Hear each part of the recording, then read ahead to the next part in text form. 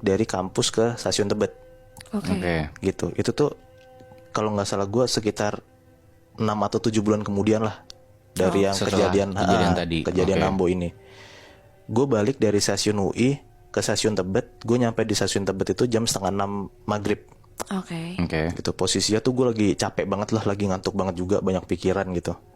Nah di situ kan ya lo kan pada tahu kalau misalnya kita lagi bengong, lagi banyak pikiran kan biasanya kan gampang banget digangguin dan tanda kutip kan sama sosok-sosok kayak gitu. Pas banget gue turun di stasiun Tebet, pas banget maghrib tuh, azan maghrib. Oh. Oke.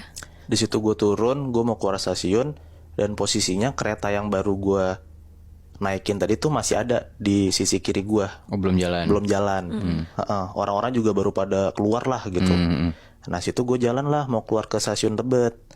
Nah gue lihat di depan gue tuh kayak ada cewek. Dia tuh berdiri kayak ngalangin orang yang mau turun keretanya. Oke. Gitu loh, dia tuh berdiri di tengah aja udah, di tengah orang mau turun. Oh, oke. Nah di situ gue diem lah, kayak dia tuh jadi kayak mengalihkan pandangan gue lah gitu, kayak ini cewek Ngapain ngapain ya? berdiri di tengah orang mau turun. Kalau misalnya mau masuk lah harusnya dia geser dulu dong gitu kan. Iya, iya. Dia bener-bener berdiri, orang-orang yang baru turun dari kereta itu ngelewat di sisi kanan dia, sisi kiri dia gitu. Udah orang-orang udah pada turun. Nah tapi anehnya dia tuh nggak naik ke keretanya, Diem doang gitu. diem doang di situ. Padahal orang-orang udah turun. Orang-orang pada turun. Udahlah, gue jalan lagi. Nah gue jalan lagi, gue udah deket banget tuh Sama si cewek ini. sama si cewek ini. Pas banget gue udah deket sama si cewek ini, gue bisa ngeliat jelas dong mukanya kayak gimana. Iya. Gue bisa lihat dengan jelas mukanya tuh kayak orang kena azab gitu loh, Bi. Siapa? Anjrit. Kayak di pipinya, di jidatnya tuh berkoreng-koreng gitu loh. Aduh. Kayak busuk-busuk gitu loh. Iya. Nah habis itu kereta yang ada di depan dia tuh jalan. Dan gue lihat si cewek ini pas keretanya jalan, dia itu kayak nabrakin dirinya dia ke kereta itu. Aduh. Gue langsung teriak tuh di situ, mbak gitu, mbak gitu. Gue kaget karena gue ngeliat ada cewek nabrakin diri. Gue tungguin tuh keretanya sampai keretanya udah lewat semua. Pas keretanya udah lewat semua, gue ngelongok ke bawah gitu tuh karelnya, nggak ada cewek sama sekali. Anjrit. Gue diem ya di situ kan. Pas banget gue diem, gue bengong. Di belakang gue kayak ada bapak-bapak kayak abis pulang kerja gitulah.